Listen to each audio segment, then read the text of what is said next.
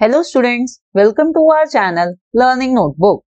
आज इस वीडियो में हम क्लास 5 साइंस का chapter solid, liquid and gas करेंगे। इस चैप्टर का हर एक कंसेप्ट मैं आपको बहुत ही अच्छे से डिटेल में समझाऊंगी, तो स्टूडेंट्स इस वीडियो को एंड तक जरूर देखिए। और अगर आप क्लास 5 साइंस का या क्लास 5 मैथ्स या क्लास 5 इंग्लिश ग्रामर का कोई भी टॉपिक समझना चाहते हैं तो हमारे लर्निंग नोटबुक चैनल पर जरूर जाएं। वहां हमने इन तीनों सब्जेक्ट्स के सारे टॉपिक्स कवर करे हुए हैं।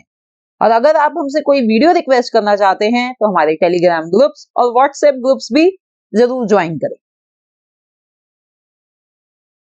So let's see what all topics we are going to cover today in this chapter.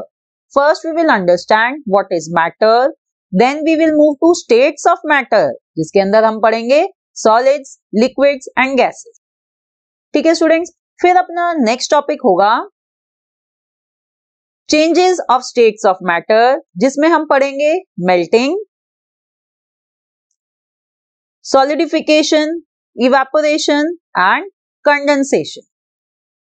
फिर अपना नेक्स्ट टॉपिक होगा फिजिकल एंड केमिकल चेंजेस, और उसके बाद हम पढ़ेंगे सॉल्यूट, सॉल्वेंट एंड सॉल्यूशन। और एंड में स्टूडेंट्स मैं आपके साथ करूंगी इस चैप्टर के कुछ important questions. So let's start with our first topic and understand what is matter.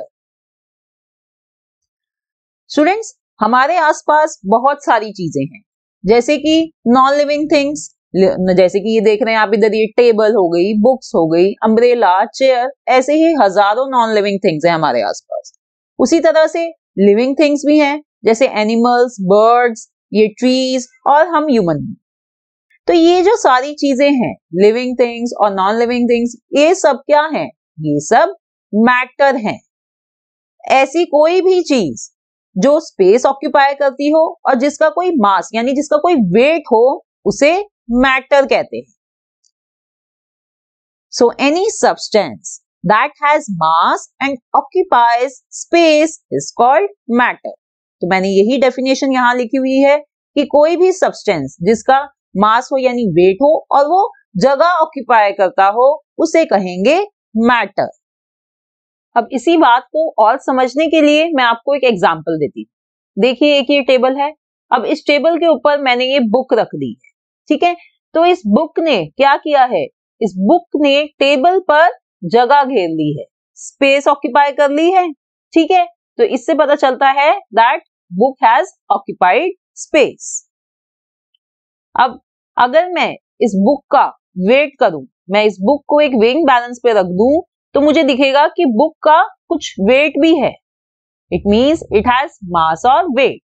तो हमने इन दोनों चीजों से देखा that a book has mass और weight and it occupies space also. So this means this book is a matter. Okay? अब students एक और बात समझने की है that matter is made up of very tiny particles called molecules। कि जो मैटर होता है वो बहुत ही छोटे पार्टिकल से बना होता है, जिसे मॉलिक्यूल्स कहते हैं। देखिए एक एग्जांपल देती हूँ। ये एक ब्रिक है, हमें पता है कि ब्रिक भी एक मैटर है। अब ये जो अगर मैं ब्रिक को लूं और मैं उसको मैग्नीफाई करूं, तो मुझे इस ब्रिक में दिखेंगे ये बहुत टाइनी पार्टिकल्स, ऐसे ये अरेंज्ड हैं, बहुत टाइनी पार्टिकल्स हैं जिन्हें मॉलिक्यूल्स कहते हैं। स्टूडेंट्स हम इन मॉलिक्यूल्स को अपनी नेकेड आई से नहीं देख सकते, ठीक है। तो याद रखिए that matter is made up of molecules. तो अभी तक हमने समझा है कि मैटर क्या होता है और मॉलिक्यूल्स क्या होते हैं। अब हम अपने नेक्स्ट टॉपिक पर चलते हैं, states of matter. Students there are 3 states of matter. कौन कौन सी होती हैं 3 states? Solids, liquids and gases. अब हम इन तीनों स्टेट्स को एक एक करके डिटेल में पढ़ेंगे। पहले हम सीखेंगे solids. Solids are usually hard and have fixed shape and volume। तो जो solids होते हैं वो ज्यादातर, usually यानी ज्यादातर वो hard होते हैं और उनकी जो शेप होती है वो भी फिक्स्ड होती है और वॉल्यूम भी फिक्स्ड होता है। वॉल्यूम यानी कि जितनी वो स्पेस घेरते हैं वो भी फिक्स्ड होती है। जैसे कि एग्जांपल सॉलिड के, ये टेबल चेयर है, ये हार्ड है, डेफिनेटली हार्ड है, उसकी एक फिक्स्ड शेप है और उसकी एक फिक्स्ड वॉल्यूम भी है। ना तो मैं इस टेबल चेयर को छोटा बड़ा कर सकती हूँ, ठीक है, तो उसकी शेप भी फिक्स्ड है और उसकी वो उसी हिसाब से स्पेस भी उतनी ही घेरता है वो। ऐसे ही एक और एग्जांपल है सॉलिड्स का, ये बुक्स, ये भी हार्ड होती हैं, इनकी भी शेप फिक्स्ड है और ये भी सेम ही स्पेस घेरती हैं। इसी तरह से ये है रॉक्स, रॉक्स भी सॉलिड होते हैं, इनकी भी शेप फिक्स्ड है और वो जगह भी उनकी फिक्स्ड है कि वो उतनी ही वॉल्यूम घेरेंगे। अब यहाँ पे एक इंटरेस्टिंग क्वेश्चन ये बनता है कि सॉलिड्स की फिक्स्ड शेप और वॉल्यूम क्यों होती है?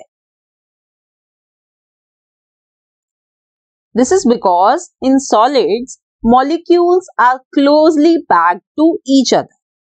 स्टूडेंट्स हमने अभी पढ़ा था थोड़ी देर पहले कि matter is made up of molecules, right? मैंने बताई थी ये बात आपको। तो सॉलिड्स में जो मॉलिक्यूल्स होते हैं वो बहुत ज्यादा पास में होते हैं। क्लोजली पैक्ड मतलब कि बिल्कुल आपस में वो जैसे अच्छे से पैक हुए होते हैं। तो इस वजह से क्या होता है कि उनके बीच में कोई स्पेस नहीं होती। There is no space between molecules to move around. तो वो मॉलिक्यूल्स आपस में इतने ज्यादा क्लोजली पैक्ड होते हैं कि उनके बीच में कोई स्पेस ही नहीं होती, तो वो मूव ही नहीं कर पाते। तो इसीलिए ये जो होती हैं चीजें, ये सॉलिड होती हैं और इनके पास डेफिनेट शेप और डेफिनेट वॉल्यूम होता है, ठीक है? तो मॉलिक्यूल्स की वजह से ऐसा होता है कि उनकी जो फॉर्मेशन है मॉलिक्यूल्स की वो क्लोजली पैक्ड है। उस वजह से सॉलिड्स के पास they have definite shape and definite volume.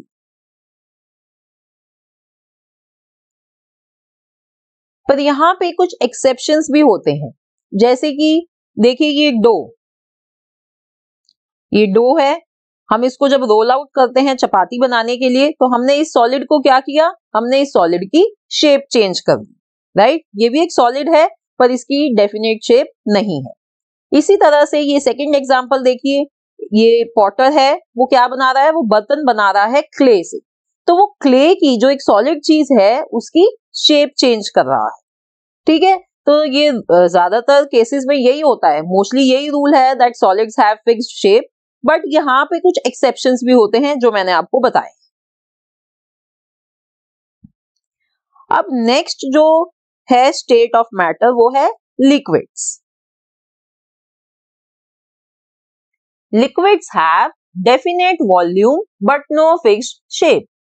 तो लिक्विड्स जैसे कि वाटर हो गया, ऑयल हो गया, मिल्क हो गया, कोल्ड ड्रिंक्स हो गई, ये सब क्या है, ये लिक्विड्स हैं।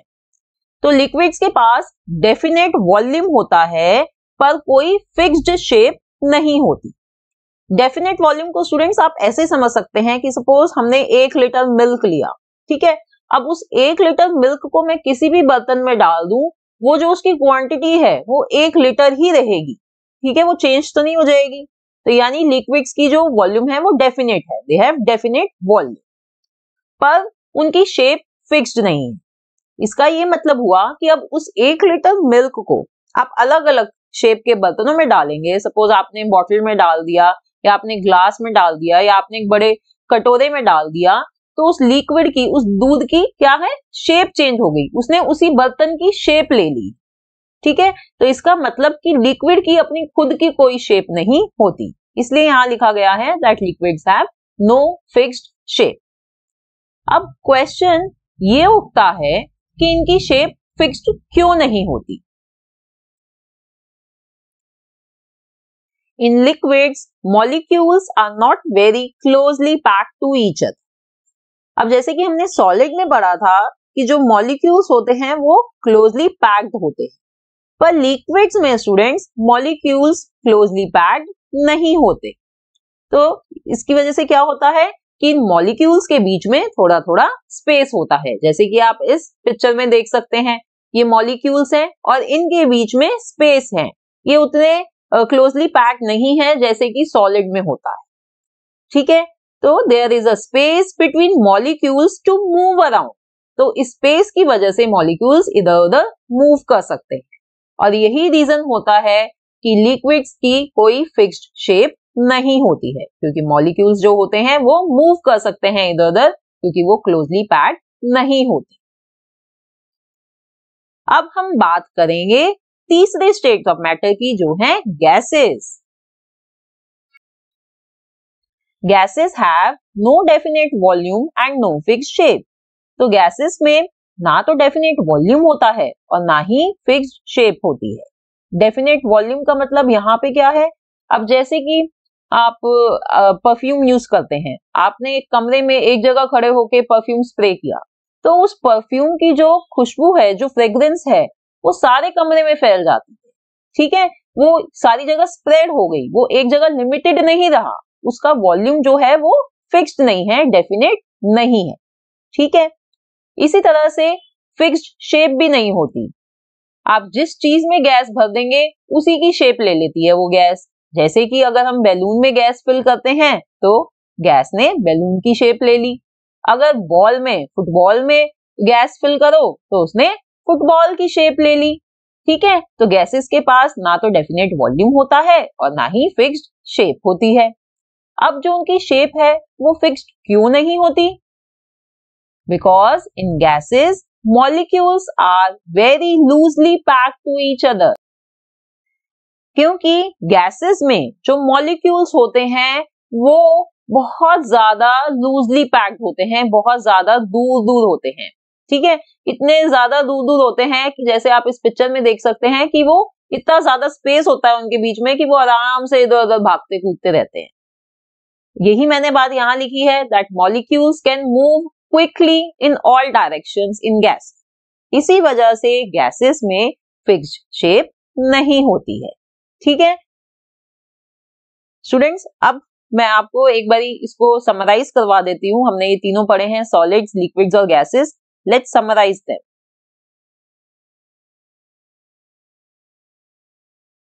हमने पढ़ा that solids are hard while liquid and gases are not hard, right?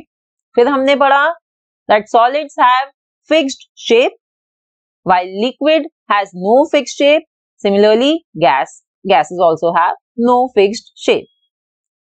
फिर हमने पढ़ा कि solids के पास fixed volume होता है, they have fixed volume, और liquids के पास भी fixed volume होता है, पर gases के पास कोई फिक्स्ड वॉल्यूम नहीं होता। ठीक है, तो ये समरी मैंने आपके लिए यहाँ लिखी है जिससे कि आपको अच्छे से दिमाग में छप जाए। ये बहुत इंपॉर्टेंट टॉपिक है एग्जाम पॉइंट ऑफ व्यू से, तो ये आपको पता होना चाहिए। ये सारी जो इनकी ये प्रॉपर्टीज हैं सॉलिड, लिक्विड और गैसेस की, आपको पता होनी चाहिए। अब हमारा नेक्स्ट टॉपिक है change of states of matter. ये तीनों जो हमने स्टेट्स पढ़ी हैं मैटर की, ये आपस में चेंज हो सकती हैं। तो ये इस टॉपिक में हम ये बात डिस्कस करें। Matter can be converted from one state to another. तो जो मैटर है वो एक स्टेट से दूसरी स्टेट में कन्वर्ट हो सकता है, राइट? जैसे कि अगर जो सॉलिड है, सॉलिड्स अभी हमने पढ़े, सॉलिड्स लिक्विड्स में कन्वर्ट हो सकते हैं। For example melting of ice cream. Student, जो आइसक्रीम होती है वो क्या है? वो सॉलिड फॉर्म है, पर वो जब मेल्ट हो जाती है तो वो क्या बन जाती है? वो बन जाती है लिक्विड। तो मैटर सॉलिड से लिक्विड में कन्वर्ट हो सकता है। इसी तरह से it can convert from liquid to gas. अब लिक्विड से गैस में भी कन्वर्ट हो सकता है। एक एग्जांपल है जैसे कि water turns into water vapour on heating. जब हम पानी को गर्म करते हैं, उसको उबालते हैं, तो वो वाटर वेपर में कन्वर्ट हो जाता है, भाप बन जाती है उसकी, यानी जो वाटर लिक्विड है वो गैस बन जाती है। It can convert from liquid to solid as well. अब जब हम चेंजेस की बात कर रहे हैं तो लिक्विड से सॉलिड भी चेंज हो सकता है। For example water turns into ice on cooling. जैसे कि अगर हम पानी जो लिक्विड है उसको कूल करें, हम उसको उसमें फ्रीजर में रख दें, तो वो क्या बन जाता है? वो बन जाती है बर्फ, आइस बन जाती है। ठीक है, तो अब क्वेश्चन ये है कि ये चेंजेस क्यों होते हैं, एक स्टेट से दूसरी स्टेट में ये चेंजेस क्यों होते हैं? matter changes from one state to another because of change in their molecules caused by heating or cooling. ये changes इसलिए होते हैं क्योंकि मैटर की जो वो स्टेट्स है उनमें मॉलिक्यूल स्ट्रक्चर में चेंजेस आए हैं. अभी हमने मॉलिक्यूल्स के बारे में पढ़ा था ना कि भाई क्लोजली पैक्ड होते हैं, लूजली पैक्ड होते हैं, ये सब चीजें पढ़ी थी. तो जो उनका मॉलिक्यूल स्ट्रक्चर होता है वो चेंज हो जाता है जब हम उन्हें हीट करते हैं या उन्हें ज्यादा कूल करते हैं. हीटिंग और कूलिंग पर मॉलिक्यूल स्ट्रक्चर चेंज हो जाते हैं. जैसे कि अगर हम बर्फ को लें और उसे हीट प्रोवाइड करें तो जो उसके मॉलिक्यूल्स होंगे वो लूज हो जाएंगे और वो पानी बन जाएगी. राइट. अब पानी को हम और हीट करें तो वो क्या बन जाते हैं? वो बन जाते हैं वाटर वेपर्स, क्योंकि उसके जो मॉलिक्यूल्स हैं वो और लूज हो गए हैं. और इसी तरह से कूलिंग में भी होता है, बस कूलिंग में रिवर्स हो जाता है. तो इसलिए कहते हैं कि matter changes from one state to another because of changes in their molecules caused by heating और कूलिंग. अब स्टूडेंट्स, जो ये change of states of matter ये जिस प्रोसेस से होते हैं, आइए अब उन्हें पढ़ते हैं. First is melting. The process by which a solid changes into a liquid is called melting. तो वो प्रोसेस जिससे एक सॉलिड लिक्विड में चेंज हो जाता है उस प्रोसेस को कहते हैं मेल्टिंग. फॉर एग्जाम्पल, जो आइस होती है वो चेंज हो जाती है लिक्विड में. कब चेंज होती है? हीटिंग पर. अब आप सोच रहे होंगे कि हम आइस को हीट को ही करते हैं. स्टूडेंट्स, जब हमने आइस को फ्रीजर से बाहर निकाल दिया, उसको बाहर छोड़ दिया, तो जो बाहर का टेम्परेचर है वो डेफिनेटली ज्यादा है, वो डेफिनेटली गर्म है as compared to the freezer temperature. तो इसलिए जो आइस है वो मेल्ट हो जाती है और वो पानी बन जाती है. हमने उसको डायरेक्ट हीटिंग नहीं प्रोवाइड करी, पर जो हमने उसको टेम्परेचर प्रोवाइड करा वो गर्म था, इसलिए बर्फ पानी बन गई. तो ये प्रोसेस क्या होता है? ये प्रोसेस होता है मेल्टिंग, जब एक सॉलिड चेंज होता है लिक्विड में.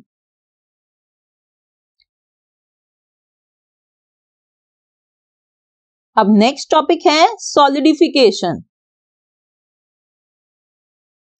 The process by which a liquid changes into a solid is called solidification.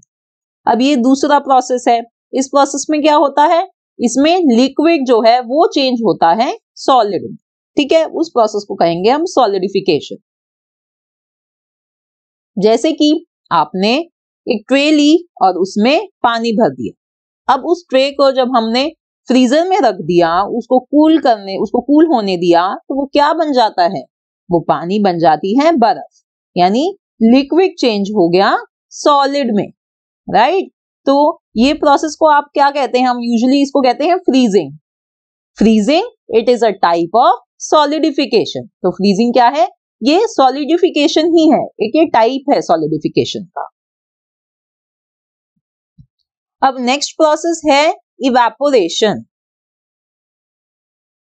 The process by which a liquid changes into gas is called evaporation और वेपराइजेशन. तो जिस प्रोसेस में liquid जो है वो गैस में कन्वर्ट हो जाता है, जैसे कि वाटर वेपर बन जाते हैं, उस प्रोसेस को कहते हैं इवेपोरेशन या उसको वेपराइजेशन भी कहते हैं. आइए इसका एक एग्जांपल के थ्रू हम इसे समझते हैं. अब ये जैसे कि एक हमने ये केटल ले ली है, उसमें पानी है और हम उसको बॉयल कर रहे हैं. तो जब ये पानी बॉयल हो जाता है तो देखिए क्या बन रही है, यहाँ पे इसके बन रही है ये वाटर वेपर्स. राइट. तो पानी के जब बॉयल होने पर वाटर वेपर्स बनती है. अब स्टूडेंट्स, ये जो प्रोसेस है इस प्रोसेस को हम कह रहे हैं इवेपोरेशन. ये नेचर में कहाँ पे होता है ये प्रोसेस? ये बहुत ही इंपॉर्टेंट प्रोसेस है हमारे नेचर के लिए. ये होता है जब water bodies, be it ocean, ponds, rivers, lakes, जब उनका पानी इवेपोरेट होता है due to sun's heat. Sun की गर्मी की वजह से जब वो पानी, वाटर बॉडीज का पानी इवेपोरेट होता है तो वो ऊपर जाता है और क्लाउड फॉर्मेशन होती है जिससे कि रेन बनती है. तो जो ये इवेपोरेशन प्रोसेस है ये बहुत जरूरी है हमारे नेचर के लिए. अब नेक्स्ट प्रोसेस जो हम सीख रहे हैं वो है condensation. The process by which gas changes into liquid is called condensation. तो स्टूडेंट्स, अभी हमने इवेपोरेशन में पढ़ा कि जो पानी था वो वाटर वेपर बन गया। अब जो वो वाटर वेपर है वो जब दोबारा लिक्विड बनता है उस प्रोसेस को कहते हैं कंडेंसेशन। ये प्रोसेस मैं आपको इस डायग्राम के थ्रू समझाती हूँ। देखिए यहाँ पे वही है, पानी बॉयल हो रहा है और ये क्या निकल रहे हैं, वाटर वेपर, यानी लिक्विड गैस में चेंज हो रहा है। अब अगर मैं इस वाटर वेपर के ऊपर एक प्लेट रख दूं और उस प्लेट के ऊपर मैं आइस रख दूं, तो इसका इफेक्ट ये होगा कि ये जो वाटर वेपर हैं वो कन्वर्ट होने शुरू हो जाएंगे, किसमें, वाटर ड्रॉपलेट्स में। देखिए यहाँ पे ये बीकर में हम इकट्ठा कर रहे हैं इस पानी को। ये जो वाटर वेपर्स थे, ये जब हमने इनको कूल करा तो ये कूल होने के बाद लिक्विड यानी पानी बनते जा रहे हैं। तो इस प्रोसेस को कहते हैं कंडेंसेशन, जहां पे गैस जो है वो लिक्विड में चेंज हो रहा है। अब आइए इन सभी प्रोसेसेस को जो change of states of matter में हेल्प करते हैं, इनको हम समराइज कर लेते हैं। State of water is interchangeable. तो हमने पढ़ा कि जो पानी की जो स्टेट है वो इंटरचेंजेबल है, यानी वो सॉलिड से लिक्विड में चेंज हो सकती है और लिक्विड से गैस में चेंज हो सकती है। सॉलिड से लिक्विड कैसे चेंज होती है, बर्फ पानी कब बनती है, मेल्टिंग पर, राइट। और पानी गैस कब बनता है, इवेपोरेशन के प्रोसेस से, ठीक है। अब गैस जो है वो भी लिक्विड बन सकती है, किस प्रोसेस से, ये हमने पढ़ा कंडेंसेशन प्रोसेस के थ्रू। और फिर जो पानी है वो सॉलिड में, बर्फ में कन्वर्ट हो सकता है सॉलिडिफिकेशन के थ्रू, राइट। यही सब पढ़ाया है मैंने अभी आपको। अब यहाँ पे एक बात ध्यान दीजिए कि ये जो प्रोसेस है, ये मेल्टिंग और इवेपोरेशन वाले, ये क्या है, ये हीटिंग वाले प्रोसेस है, ठीक है। और जो ये नीचे वाले हैं ये कूलिंग वाले प्रोसेस है। और यही मैंने आपको थोड़ी देर पहले बताया था, that change of states of matter is due to either heating और कूलिंग, ठीक है स्टूडेंट्स। तो ये मैंने आपको यहाँ पे समराइज करा दिया है जो अभी तक हमने ये पढ़ा है। अब अपना नेक्स्ट टॉपिक है physical and chemical change. The change in which no new substance is formed is called physical change. तो स्टूडेंट्स, ऐसे चेंजेस जिनमें कोई नया सब्सटेंस नहीं बनता, उन चेंजेस को कहते हैं फिजिकल चेंज। अभी तक हमने जो ये change of state of matter पढ़े कि भाई बर्फ का जो हुआ पानी बन गया, पानी की भाप बन गई, या इसका रिवर्स भी ले लो, तो इन सब चेंजेस में कोई भी नई चीज नहीं बनी है, वो उसकी फॉर्म चेंज हुई है। पानी कभी बर्फ बन गया तो कभी वो वाटर वेपर बन गया, पर कोई नई चीज नहीं बनी, फिजिकल चेंजेस हुए हैं। यही चीज यहां लिखी है, चेंजेस इन द साइज और states of matter are examples of physical change, ठीक है। और एग्जांपल्स देती हूं मैं आपको इसके, जैसे कि कटिंग ऑफ पेपर। अगर आप पेपर लें और उसको कट करें, उसको फाड़ें, जो भी करें, तो वो जो पेपर है वो फाड़ने के बाद भी पेपर ही रहा, कोई नई चीज नहीं बन गई वो, ठीक है, पेपर का पेपर ही रहा। इसी तरह से जैसे मैंने आपको बताया, change of water into ice और इनटू वाटर वेपर, ये भी फिजिकल चेंज है। पानी को चाहे बर्फ बना लें या चाहे उसको वाटर वेपर बना लें, वो सिर्फ एक फिजिकली चेंज आया है, पानी कोई नई चीज नहीं बनी। तो ये ऐसे चेंजेस को कहते हैं फिजिकल चेंजेस। अब नेक्स्ट होता है chemical change. The change in which new substance is formed is called chemical change. अब अगर जो चेंजेस जिनमें न्यू सब्सटेंस बनता है, उन चेंजेस को कहते हैं केमिकल चेंज। देखिए नाम से ही पता चल रहा है, वो केमिकली चेंज हो जाता है, ठीक है, नया सब्सटेंस बन जाता है। For example, burning of paper. अगर हम पेपर लें और उसको जला दें तो क्या होगा, पेपर का ऐश बन जाएगी, ठीक है, पेपर नहीं रहा, ऐश बन गई, तो हमें एक नई चीज मिली है, एक नया सब्सटेंस बना है उसको जलाने से। Next example is formation of curd from milk. I am sure आपके घर में दही जमाते होंगे आपके पेरेंट्स, दूध से दही बनती है, तो जो दूध था उससे एक नई चीज बनी, दही बन गई है, तो ये केमिकल चेंज है, दूध अब दूध नहीं रहा। बेकिंग ऑफ केक, जब हम केक बेक करते हैं तो केक के बैटर से हमने एक केक बना लिया, batter turns into a cake. ये भी एक केमिकल चेंज है, नई चीज बनी है, नया सब्सटेंस बना है। इसी तरह से एक और एग्जांपल है रस्टिंग ऑफ आयरन। तो ये सभी एग्जांपल्स हैं केमिकल चेंज के। और स्टूडेंट्स एक बहुत ही इंपॉर्टेंट डिफरेंस है फिजिकल चेंज और केमिकल चेंज में, कि जो फिजिकल चेंजेस होते हैं वो रिवर्स हो सकते हैं। जैसे कि अगर हम बर्फ को मेल्ट करते हैं तो वो पानी बन जाती है, पर मैं उसको रिवर्स कर सकती हूँ, मैं उस पानी को दोबारा से बर्फ बना सकती हूँ। पर ये चीज केमिकल चेंजेस में नहीं होती, ये रिवर्सिबल नहीं होते। अगर हमने पेपर जला दिया तो हम ऐश से, हम राख से दोबारा पेपर नहीं बना सकते। मैं दही को दोबारा दूध नहीं बना सकती। ठीक है, तो ये भी एक बहुत ही इंपॉर्टेंट डिफरेंस होता है फिजिकल चेंजेस और केमिकल चेंजेस में। अब हमारा नेक्स्ट इंपॉर्टेंट टॉपिक है सॉल्यूट, सॉल्वेंट एंड सॉल्यूशन। तो स्टूडेंट्स इस टॉपिक को समझने से पहले मैं आपको कुछ बताना चाहूंगी। जैसे कि आप लेमनेड बनाते हैं घर में, लेमनेड यानी शिकंजी, तो उसको बनाने के लिए सबसे पहले आप क्या लेते हैं? आप पानी लेते हैं और चीनी लेते हैं, ठीक है, और आप उसको घोलते हैं।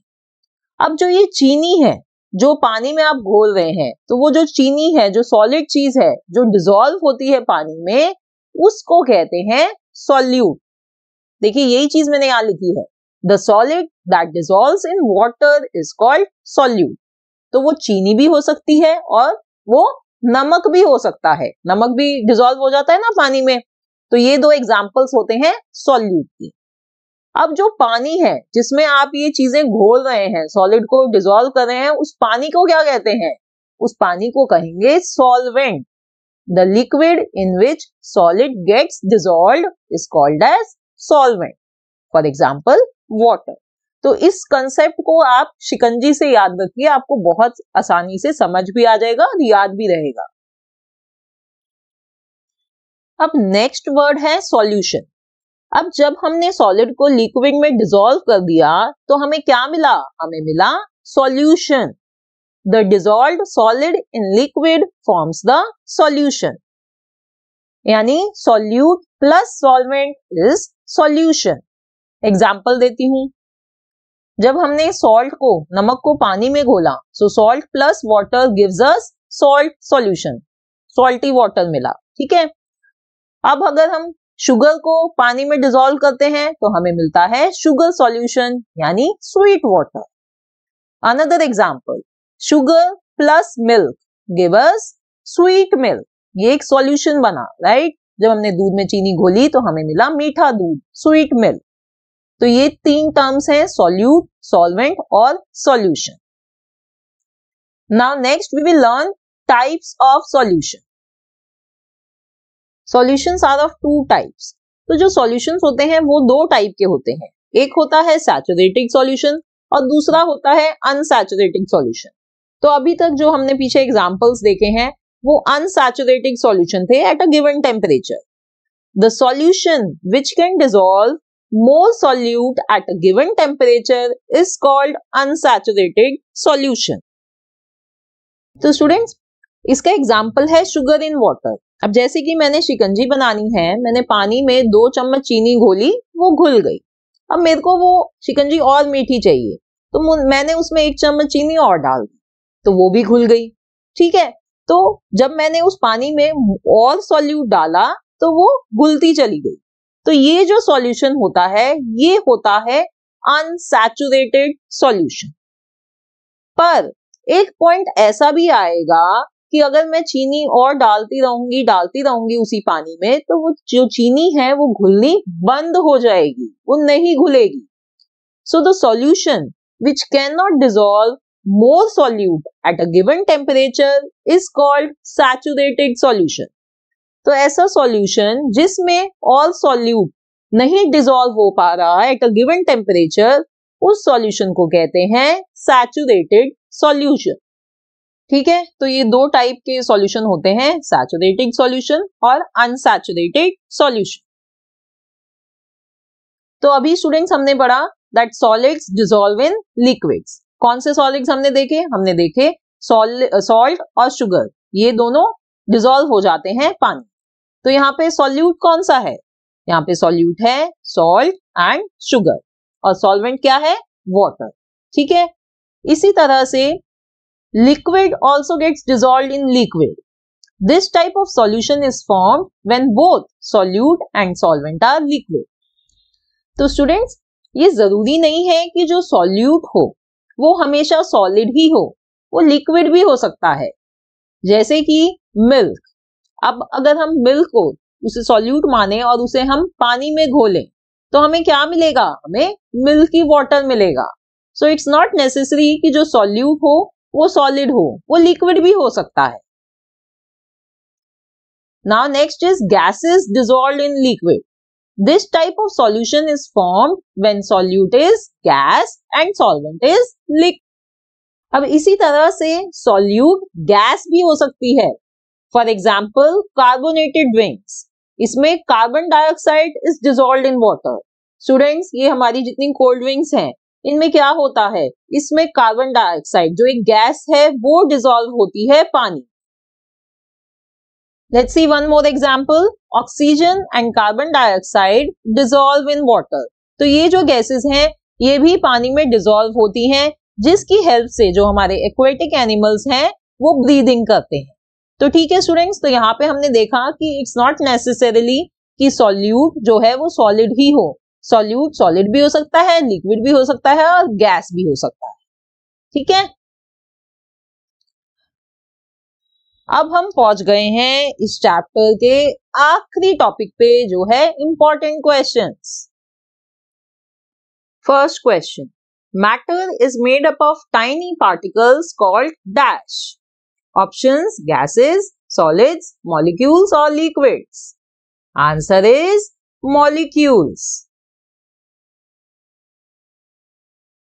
Next question, matter that has a definite volume but not definite shape is called dash. Options, solids, liquids, gases or molecules. Yes, answer is liquids. Next, plants and animals breathe dash gas dissolved in water. Which gas do they breathe? Answer is oxygen. Water changing into ice is an example of dash. Is it a chemical change or a physical change? Water changing into ice. It is an example of physical change. Question 5. The process by which a liquid changes into gas is called as? Is it vaporization, melting, solidification or condensation? Answer is vaporization. In gases, molecules are very tightly packed to each other. Is this statement true or false? This is false.